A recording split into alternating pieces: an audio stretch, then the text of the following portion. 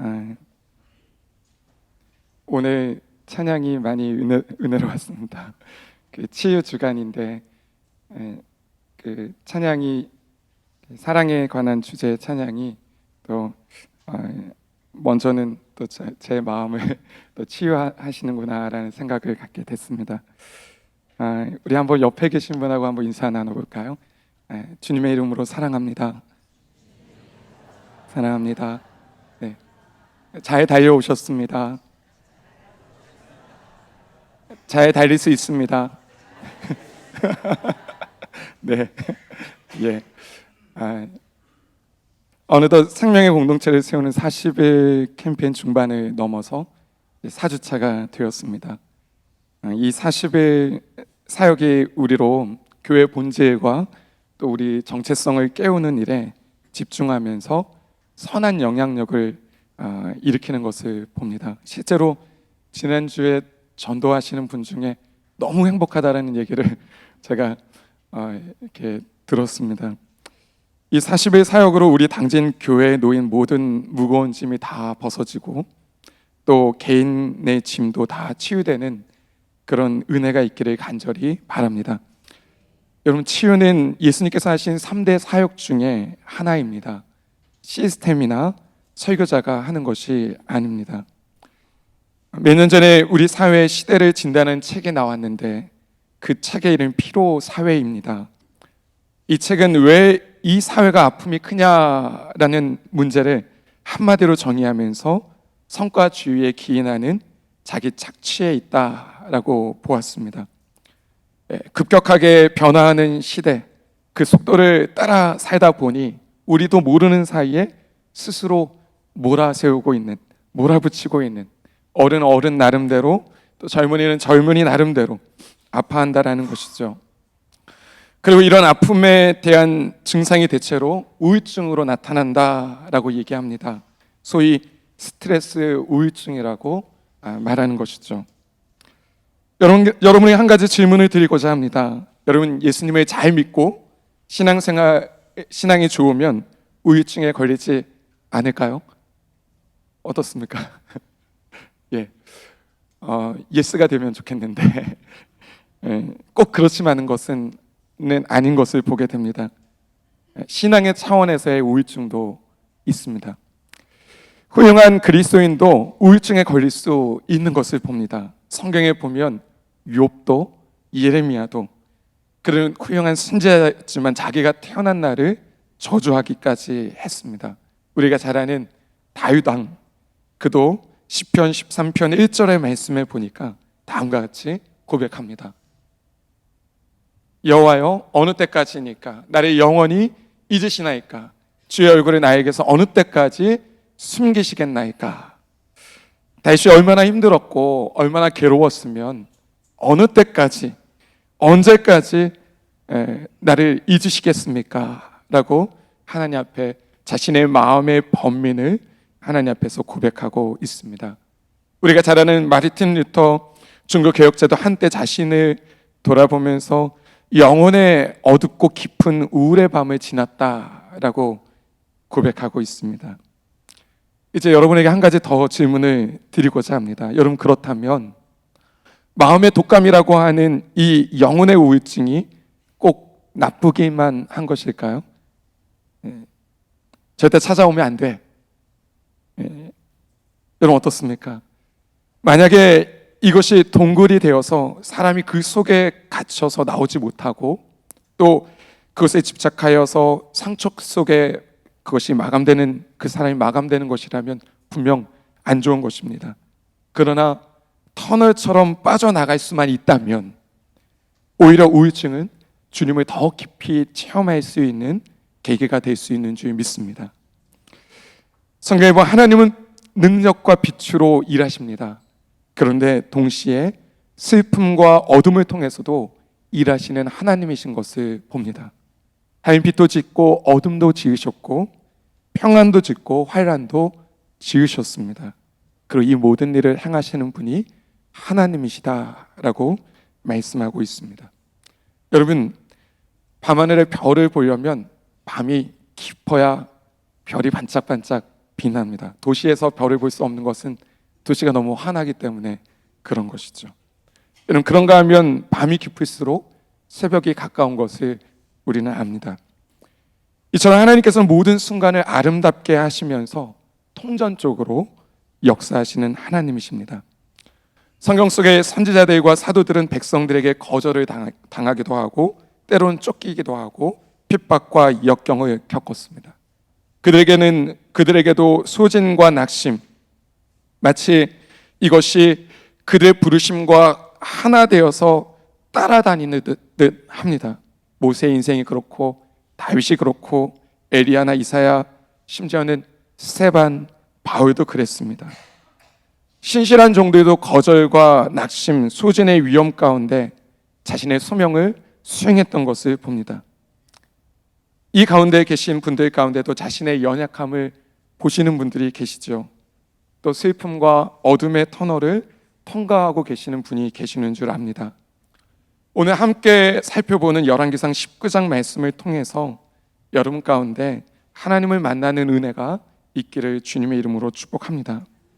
여러분, 엘리야는 이렇게 이야기합니다. 본문 4절입니다. 자기 자신은 광야로 들어가 하룻길쯤 가서 한 로뎀나무 아래에 앉아서 자기가 죽기를 원하여 이르되 여호와여 넉넉하오니 지금 내 생명을 거두시옵소서. 나는 내 조상들보다 낫지 못하니이다 하고. 여러분, 기가 막힌 일이 일어나고 있습니다. 하나님 세우신 능력 있게 사명을 감당했던 선지자가 죽고 싶어 하고 있다는 거죠. 요즘 말하면 당대의 가장 위대한 설교자가 극단적인 선택을 하려는 순간입니다. 엘리야가 누구입니까? 예수님께서 베드로와 야고보와 요한이 변화산에 올라갔을 때 예수님과 함께했던 두 인물이 있습니다. 구약을 대표하는 인물이죠.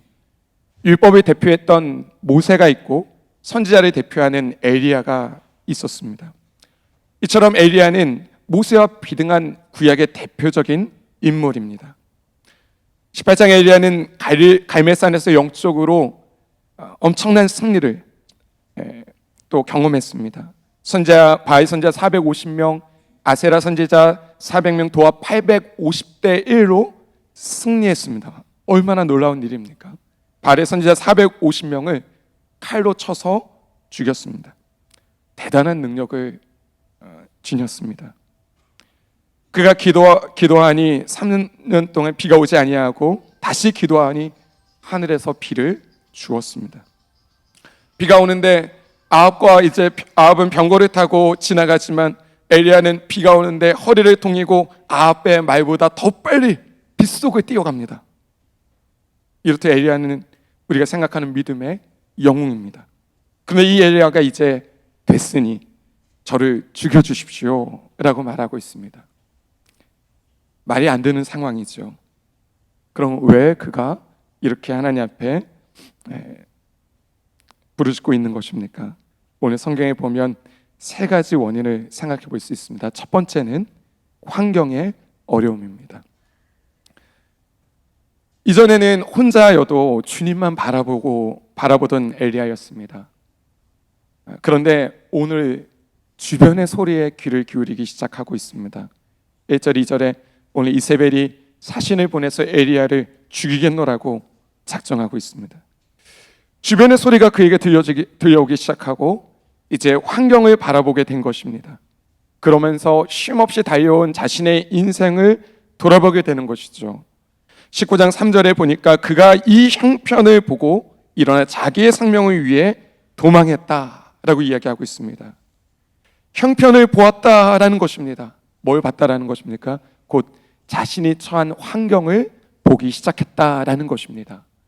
이전에 주님만 바라보고 나아갈 때는 담대히 나아가서 승리를 경험했는데 이제는 형편을 보고 환경을 보고 자신과 함께하는 하나님을 잊어버리고 환경이 그의 삶을 사로잡았습니다. 1절에 보니까 아합이 엘리야가 행한 모든 일, 그가 어떻게 모든 선지자를 칼로 죽였는지를 이세벨에게 말했는데 아합은 전형적으로 자신의 자신의 아내를 무서워하는 경처가의 모습을 보게 됩니다. 아내에게 벌벌 기는 그런 사람이었습니다. 이세벨이 오늘 엘리야를 죽이겠노라고, 오늘 내가 너를 죽이지 않으면 내가 그들 중 하나와 같이 될 거라고 이야기합니다. 2절에 보면 이세벨이 엘리야를 죽이려고 널 죽이겠다라고 협박하고 있는 것이죠. 언제요? 내일 이맘때 반드시 내 생명을 저 사람들 중 하나와 같이 하겠다라고 이야기하고 있는 것입니다. 엘리야는 하나님의 선지자로서 줄곧 혼자 생활해 왔습니다. 바알 선지자 450명을 마주했을 때 자신을 가리켜 홀로 남은 여호와의 선지자라고 말했습니다. 인간관계에 있어서도 고독했고 갈멜살 승리 이후에 처참한 죽음의 현장에 트라우마가 있었을 것입니다. 이세벨의 위협, 생명의 위협 등이 선지자 엘리야를 광야로 내몰았습니다. 그는 우울증에 가까운 소진과 탈진의 증상을 보입니다. 4절입니다. 4절, 여호와여 넉넉하오니 지금 내 생명을 거두시옵소서. 한 나무, 로뎀나무 아래 거하게 되었습니다. 그리고 하나님 앞에 부르짖는 거죠. 족합니다. 넉넉합니다. 지금 내 생명을 거두어 주세요. 여러분, 우리는 성경에 기록되어 있지 않지만 엘리야가 이렇게까지 하나님 앞에 부르짖는 데는 이유가 있다고 생각합니다. 갈멜산에서 승리한 이후에 엘리야 마음에는 분명 악한 왕 아합이나 그의 왕비 이세벨의 권력이 약화되어서 하나님의 권세가 높아지기를 기대했을 것입니다. 그렇지만 오늘 성경에서 보는 것처럼 이세벨은 약해지는 게 아니라 더 기세 등등하여서 선지자의 목숨까지 위협하고 있습니다. 그는 진심으로 이 고된 영적인 갈등에 벗어나기를 원했을 것입니다. 그래서 엘리야는 이스라엘의 개혁을 기대했을 것입니다. 하나님의 불이 나타났을 때 백성들이 회개하기를 기대하고 또 악한 왕이 개혁하고 교체되기를 바랬을 것입니다. 그것을 위해서 열심히 뛴 것이죠. 소리를 외치고 기도하고 하나님의 뜻에 순종하면서 달려왔습니다. 그런데 현실은 절망스럽고 기대는 무산되었습니다. 아무런 개혁의 결과도 없고 자신의 모든 인내와 순종이 수포로 돌아가는 것 같은 상황을 맞게 된 것입니다. 여러분, 이처럼 우울증이 찾아올 때는요, 주변의 환경이 원망스럽게 되고 심지어는 자기 자신에 대해서 실망감이 더 크게 찾아옵니다.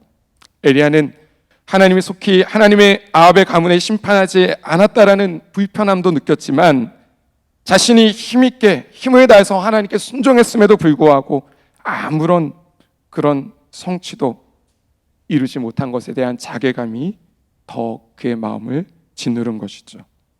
열등의식과 무가치감에 사로잡혀서 이제 하나님 앞에 죽기를 다짐하고 있는 것입니다. 여러분, 두 번째로 오늘 엘리야가 당한 어려움은 육신의 어려움이었습니다. 엘리야에게 무슨 일이 일어났습니까? 오늘 성경에 보니까 그가 이스라엘에서 부에사바까지 이제 가서 광야에 들어갔다라고 얘기합니다. 그 거리를 측정해 보니까 약 200km 정도 됩니다. 이세벨의 말에 음성에 마음이 상해서 200km를 달려갔습니다. 그 길을 혼자서 뛰어간 것이죠. 기력이 완전히 소진되었을 것입니다. 5절에 보니까 엘리야는 로뎀나무 아래 누워서 잡니다. 완전히 녹초가 된 것이죠. 진액이 빠진 것입니다. 자신의 한계를 경험하게 되는 순간입니다. 영국의 위대한 설교가 찰스 스펠전이 이런 말을 했습니다. 짐을 끌고 가는 가축이라 할지라도 때때로 풀에 풀어주어서 쉬게 하고 바다 역시 밀물 때 한 번, 썰물 때 한 번, 겨울의 땅도 몇 달을 안식하게 한다라고 얘기했습니다. 사랑하는 성도 여러분, 짐승도 쉬고 파도도 쉬고 땅도 쉰다면 오늘 하나님의 대사로 파견받은 우리도 필요하다면 쉬고 회복되는 시간이 필요한 줄 믿습니다. 이때 몸만 쉬는 게 아니라 마음도 쉬어야 하는 것이죠. 그런데 우리가 여기서 엘리야에게 한 가지 배울 점이 있습니다. 무엇입니까? 아무리 힘겨운 상황도 여호와 하나님 앞에 외쳤다라는 것입니다. 하나님 앞에 아뢰다라는 것입니다. 여호와여 넉넉하오니 지금 내 생명을 거두시옵소서. 나는 내 조상보다 낫지 못하니이다 라고 말하고 있습니다. 여러분, 어떤 문제든지 내가 끌어안으면 그 문제는 누구 문제가 됩니까? 내 문제가 됩니다.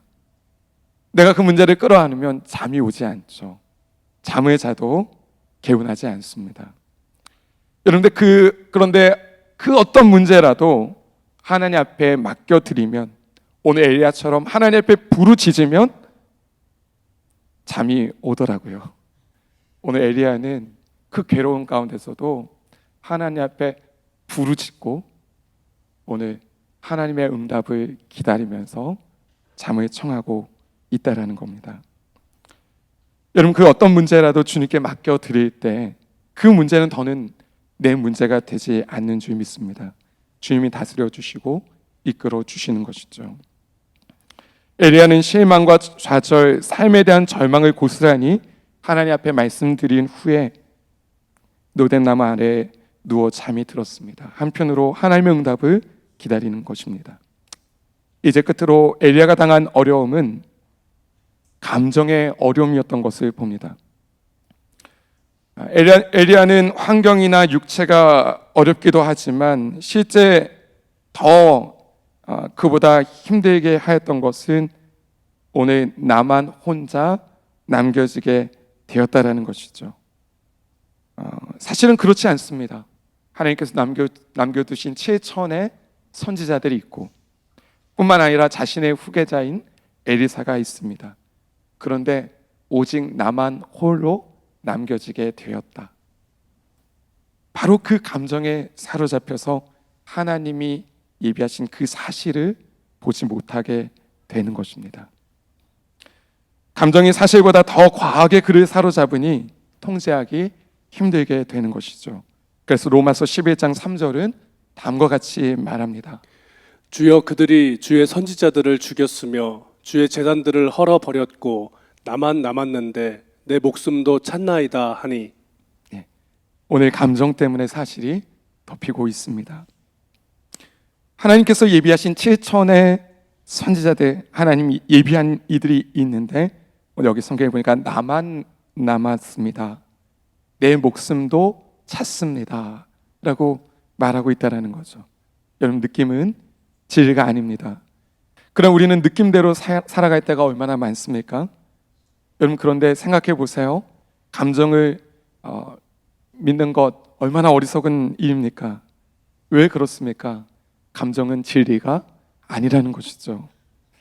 그런데 우리는 감정 노동을 하면서 사실보다는 감정에 압도되어서 아픔을 겪고 상처를 받을 때가 참 많이 있습니다. 우리가 잘 아는 미술가 반 고흐라는 위대한 미술가가 있습니다. 그런 감정이 예민한 사람입니다. 다양한 색깔을 쓰는 탁월한 그런 능력을 소유한 자이죠. 여러분, 그런데 그가 너무 감정에 사로잡히게 된 나머지 자신을 통제하는 그러한 능력을 잃어버리고 자신의 길을 자르게 됩니다. 그런가 하면 그는 젊은 나이에 인생을 마감하게 됩니다. 우리는 이 시대를 살아가면서 반드시 감정의 균형을 이루어야 합니다. 감정의 균형을 잡는다라는 것은 은혜의 감정을 갖는 것입니다. 조나단 에드워즈는 은혜의 감정을 갖는다라는 것은 뜨거운 감정을 갖는 것이라고 얘기하지 않습니다.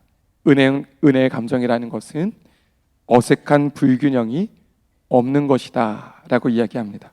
여러분, 이런 거죠. 주일날 우리가 열심히 은혜도 받고 또 이렇게 예배를 잘 드리고 돌아갑니다. 근데 돌아가서는, 집에 가서는 가족들에게 상처 주는 말을 하는 거예요. 여러분, 그것은 균형이 잡힌 그런 감정이라고 얘기할 수 없는 거죠. 실제로 불균형의 감정 때문에 많은 사람이 고통스러워합니다. 부모가 쏘아붙이는 그런 불균형의 감정 때문에 자녀들이 때로는 이렇게 상처를 받기도 하고, 또 우리의 그 불균형의 감정으로 인해서 주변이 많이 힘들어하는 것도 보게 됩니다. 여러분, 오늘 저와 여러분 안에 은혜의 감정으로 우리의 그 불균형한 감정이 또 균형 있게 새롭게 되는 은혜가 있기를 주님의 이름으로 축복합니다. 네. 여러분, 그러면 이제 우리 한번 이런 환경과 육체적인 또 감정적인 어려움으로 인해서 괴로워하는 엘리야가 어떻게 회복되고 있는지를 한번 보기 원합니다.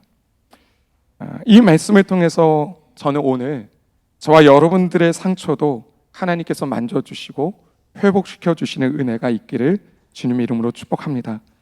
첫째는 하나님께서는 엘리야를 회복시키실 때 세미한 음성을 들려주심을 통해서 하나님의 말씀을 통해서 엘리야가 치유되는 것을 보게 됩니다. 11절 12절입니다.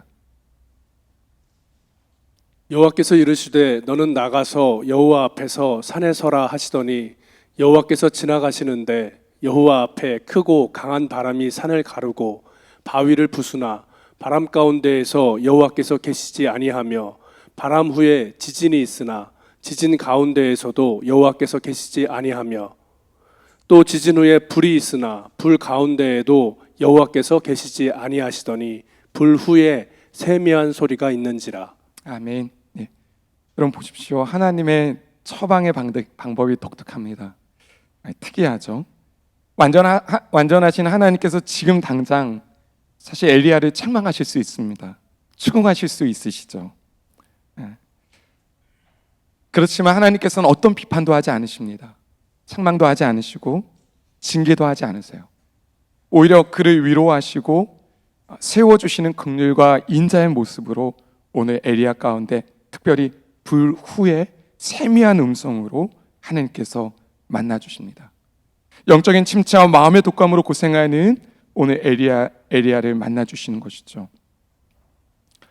여러분, 우리의 인생에 지금까지 살아오면서 하나님께서 우리의 인생에도 때마다 시마다 세미한 음성을 들려주신 줄 믿습니다. 저의 삶을 돌아보니까요, 중요한 순간마다 새해를 준비하면서 또 시험을 앞두고 또 중요한 결정을 내려야 될 때 하나님께서 기도하다가 하나님 내적인 음성을 통해서 또 하나님 말씀을 깨닫게 하시는 것을 통해서 하나님께서 문제를 또 담대히 또 헤쳐나가게 하시는 은혜를 베풀어 주신 것을 봅니다. 부활의 영으로 예수님께 접붙여짐을 받고 성령을 통해서 구원을 받은 저와 여러분들 가운데도 하나님께서는 분명 내적인 음성을 통해서 말씀하십니다. 예를 들면 다윗은 시편 30편 5절 말씀에 이처럼 얘기하고 있습니다. 그의 노염은 잠깐이요 그의 은총은 평생이로다. 저녁에는 울음이 깃들지라도 아침에는 기쁨이 오리로다. 아멘. 우리가 잘 아는 말씀입니다. 저녁에는 잠이 올까 싶고 정말 너무 괴로운데 오늘 저녁에는 울음이 깃들었을지라도 아침에는 기쁨이 오리로다 라고 고백하고 있다라는 것이죠. 저도 이렇게 가만 보면 하나님께서 저에게 주신 보약은 다른 게 아니라 잠인 것 같습니다. 전날에 근심하고 걱정이 있어도 신기하게 이렇게 하나님께서 잠을 주시고 아침에 일어날 때는 대체적으로 이렇게 찬양을 주시는 경우가 참 많이 있습니다. 저녁에는 울음이 깃들었지만 아침에는 찬송을 통해서 기쁨으로 새날을 맞게 하시는 것이죠. 성령의 사람들은 이처럼 하나님께서 순간마다 때마다 하나님께서 말씀하시는 말씀이 있습니다. 그리고 그 말씀을 붙들고 살아갈 때 오늘 우리가 새 힘을 얻는 것이죠. 요한복음 5장 25절 말씀입니다. 진실로 진실로 너희에게 이르노니 죽은 자들이 하나님의 아들의 음성을 들을 때가 오나니 곧 이때라. 듣는 자는 살아나리라. 아멘. 여기 듣는다라는 말은 믿는다라는 말입니다. 여러분, 누가 살아나는 것입니까? 곧 이때라. 듣는 자는 살아나리라 라고 말씀하고 있습니다. 여러분, 우리가 사실은 낙심되고 절망되는 이유는, 우리가 문제 앞에서 근심하는 이유는 하나님의 말씀이 아직 들려지지 않았기 때문에 대개의 경우는 그런 것 같습니다. 그렇지만 우리가 문제를 가지고 나아갈 때 하나님의 음성을 듣게 되면, 하나님 주시는 평강을 맛보게 되면 그 문제로부터 자유하게 되는 은혜를 경험하게 됩니다. 죽은 자들이 하나님의 음성을 듣고 살아나리라 라고 말씀하신 같이 오늘 주님의 그 세미한 음성은 마음의 독감도 우울증에 걸린 자도 다시 살리는 능력이 있는 줄 믿습니다. 어느 57세의 여집사님이 교회에 이제 나갔습니다. 허리에 디스크가 있어서 굉장히 낙심이 되었는데 더 이상 일어날 수 있을까 마음이 낙심되고 우울증이 찾아왔습니다. 그런데 용기를 내서 주의 강단에 주의 예배에 참석했습니다. 그날 설교를 듣는데요, 그 설교가 그 마음에 확 세미한 음성으로 꽂혔습니다. 사도행전 3장 6절 말씀입니다. 나사렛 예수 그리스도의 이름으로 일어나 걸으라 라는 말씀입니다. 우리 너무나 잘 아는 말씀 아닙니까? 늘 보고 또 들었던 말씀입니다. 여러분, 그런데 우린 잘 압니다. 허리 아파 본 사람은 너무 잘 알아요. 허리 아픈 사람은 일어나 서 있는 것조차도 힘이 듭니다.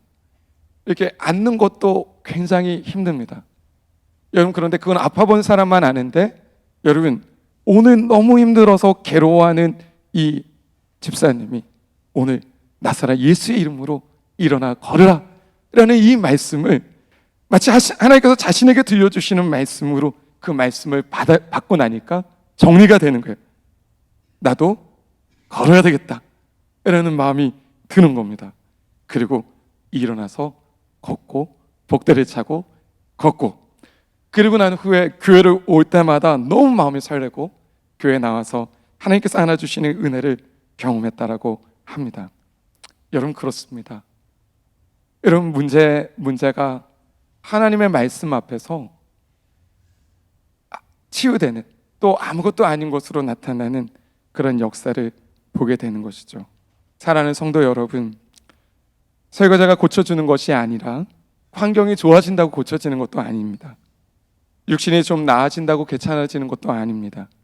주님, 우리의 육신뿐만 아니라 우리의 마음도, 우리의 전인격도 치유하시는 하나님이신 줄 믿습니다.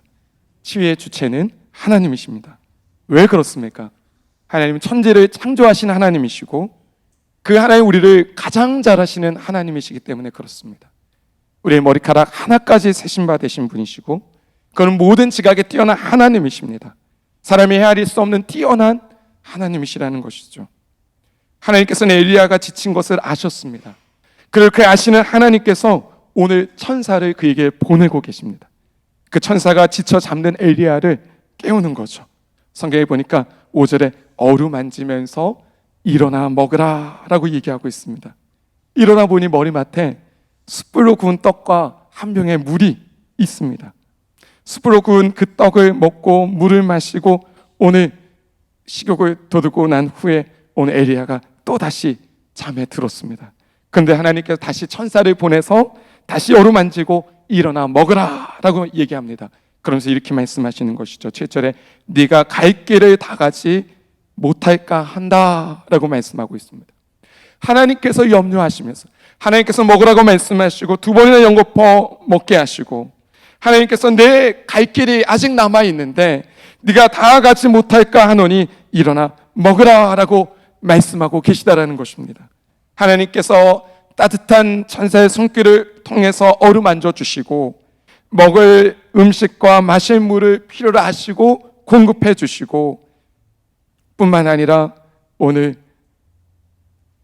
갈 길을 아셔서 오늘 엘리야를 만져주고 계시다라는 것입니다. 마찬가지로 하나님께서 지친 우리의 인생에 다시 일어나 감당할 수 있는 힘을 북돋아 주시는 줄 믿습니다.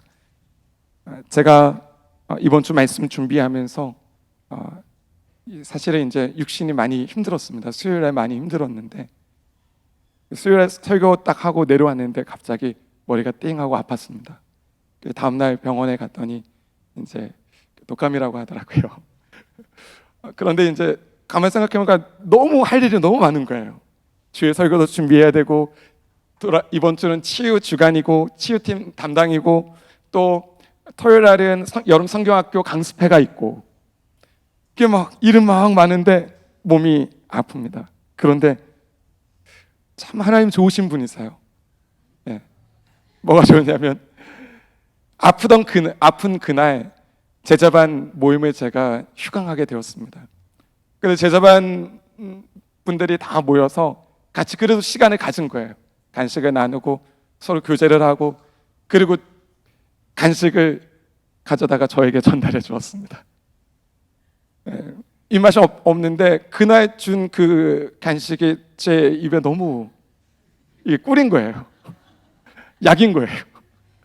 그걸 먹고 약을 먹었는데 힘이 나더라고요. 여러분, 먹는 것을 통해서도 힘을 얻고, 또 하나님은 공동체를 통해서도 힘을 얻게 하시더라라는 것이죠. 하나님께서는 엘리야에게 세미한 음성으로 또 필요한 양식도 공급하시고 그의 갈 길을 아셔서 하나님께서 그 필요를 채워주셨습니다. 제가 설교를 준비하면서 느끼는 것은 하나님께서는 일할 수 있을 만큼 힘도 주시고 또 감당할 수 있는 은혜도 주시더라고요. 그래서 오늘 제가 이 자리에 있는 거 아니겠습니까? 여러분, 하나님께서는 세미한 음성을 통해서 또 공동체를 통해서 오늘 엘리야를 회복시키셨습니다. 바울의 서신에 보면 서로라는 표현이 많이 나옵니다. 서로 짐을 지라, 서로 사랑하라, 서로 봉사하라, 서로 섬기라, 피차에 서로 고문하고 가르치라 라고 얘기합니다. 캐나다의 심리치유 저널에 임상의학 저널이 있는데 거기에 임상 결과가 하나 발표되었습니다. 한 달에 한 번 주일에 예배 나가면 22% 우울증이 감소되더라라는 겁니다.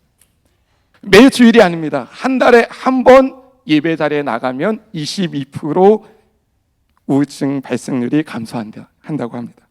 여러분, 매일 주에 예배에 참석하는 것이 우리의 마음이 잘 되고 우리 육신이 회복되는 길인 줄 믿습니다. 당진제일교회 순모임이 있습니다. 1대1 양육, 제자 양육이 훈련이 있습니다. 여러분, 그 순모임에 나가는 것이 회복되는 지름길인 줄 믿습니다. 오늘 하나님께서 엘리야를 왜 회복시키신 것입니까? 오늘 성경 15절 16절입니다. 너는 내 길을 돌이켜 광야를 통하여 다메섹으로 가서 이르거든 하사엘에게 기름을 부어 아람의 왕이 되게 하고 너는 nim시의 아들 예후에게 기름을 부어 아람 왕이 되게 하고 아벤무올라 사밧의 아들 엘사에게 기름을 부어 너를 대신하여 선지자가 되게 하라 라고 얘기하고 있습니다. 여러분, 하나님의 엘리야를 왜 회복시키십니까? 사명이 있다라는 겁니다. 저는 적어도 성도에게 이 세상 사람들이 살아가는 것과 다른 목적과 이유가 있다고 생각합니다. 그것은 하나님께서 저와 여러분들의 향한 사명이 있다라는 것입니다. 사명을 다하기까지 하나님의 사랑이 오늘 우리에게 그치지 멈추지 않습니다. 하나님은 언제나 신실하셔서 찾아오시고 공급하시고 만져주시고 세밀한 음성으로 들려주십니다. 왜 그런 것입니까? 우리는 때로 실패하고 넘어져도 하나님은 실수하지 않으시는 좋으신 하나님이시기 때문인 줄 믿습니다. 저와 여러분을 통한 하나님께서 받으실 영광이 있습니다. 그 영광은 다른 사람이 아닙니다. 나를 통해서 받기 원하시는 영광이 있다는 것이죠. 우리의 사명을 통해서 하나님이 영광 받으시는 줄 믿습니다. 무엇이 우리를 치유합니까? 하나님의 사랑입니다. 사랑이 우리를 치유하는 것입니다. 왜 그렇습니까? 사랑은 죽음보다 강한 것입니다. 예수님은 죽으셨지만 하나님은 그 죽으신 예수님을 다시 살리셨습니다. 하나님은 오늘도 우리를 다시 회복시키시기를 원하십니다. 예수 그리스도를 다시 살리신 주님께서 오늘 우리의 영도, 우리의 육신도, 우리의 피곤함도 다시 회복시키셔서 주님의 사명을 감당케 하는 상처 입은 치유자로 우리를 세워주실 줄 믿습니다.